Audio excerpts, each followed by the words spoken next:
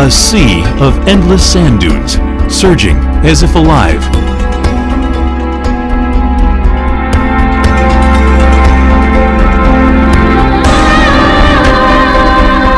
Though barren, the desert cherishes a most unlikely name: the Silk Road.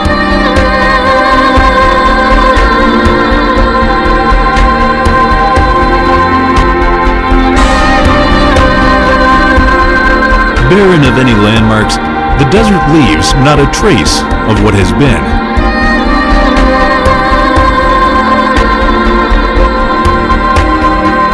Stories of people who passed through the Silk Road have become legendary.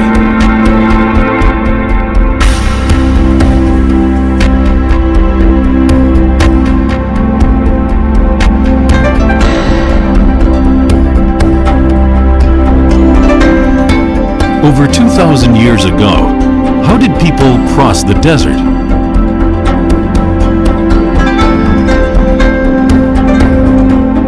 There are faces that have awakened to tell a story that has been dormant for over 1,000 years.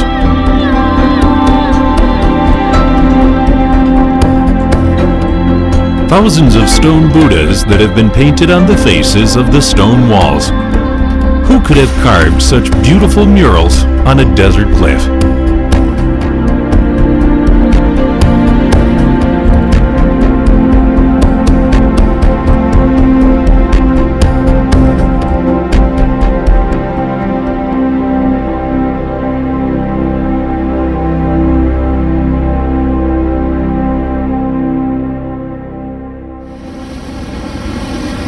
The second longest river in China, the Yellow River. The Yellow River meanders through the Yellow Valley, passing by the 2,000-year-old city of Lanzhou, mapping its way from the west to the east. Here, ferry crossings connect Lanzhou to the western parts of China. If you follow the trail from the old ferry crossing and up the gulch, a massive cliff face spreads out.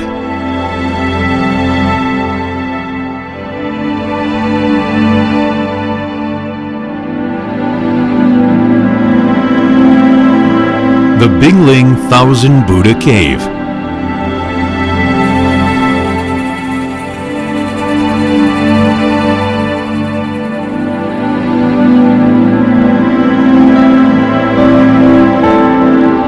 Numerous Buddha line the cliff, with a 27-meter-tall Maya tree of Buddha as the central figure.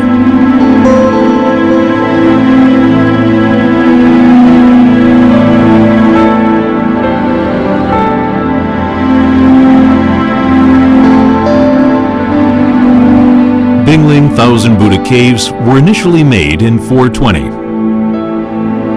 taking 1,500 years to complete up until the Qing dynasty.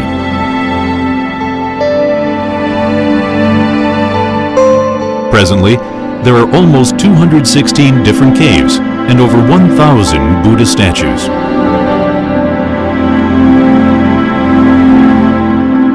In Bingling Temple, we meet up with the Thousand Buddha.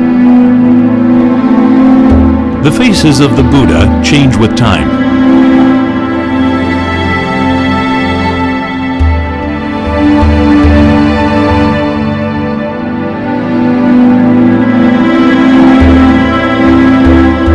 People dug into sharp cliff and carved Buddha and Bodhisattva without empty space in the grottos.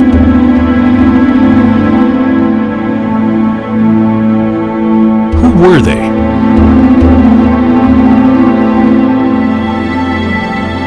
Why did people carve so many faces into the precipice over 1,500 years?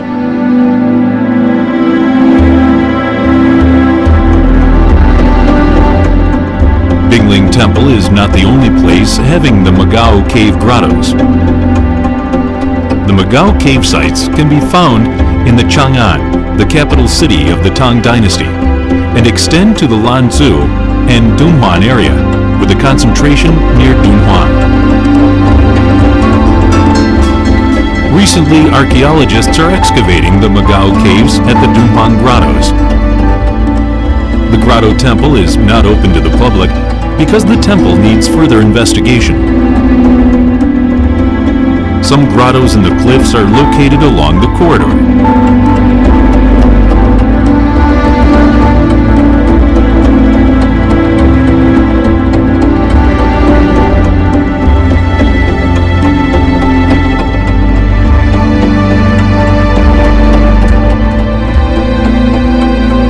Worshippers hold service while they walk around the grottos, which are filled with beautiful frescoes. When the devotees circle the grotto, they accumulate virtuous deeds and keep off misfortunes.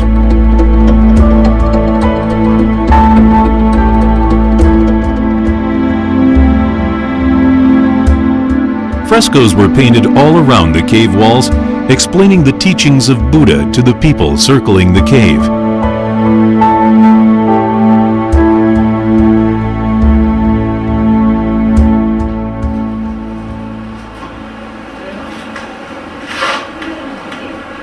There is a scholar who is studying and researching the Thousand Buddha Cave Temple and cave murals.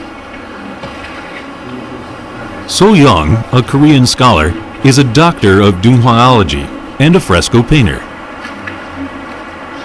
We can place the frescoes in time by analyzing the patterns and contents of the paintings.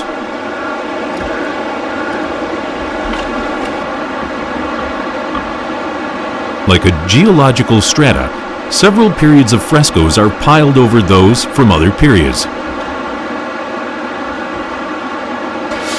이 부분이 그 벽화가 두 개 층으로 만들어졌다가 그림으로서 보여주는 부분입니다.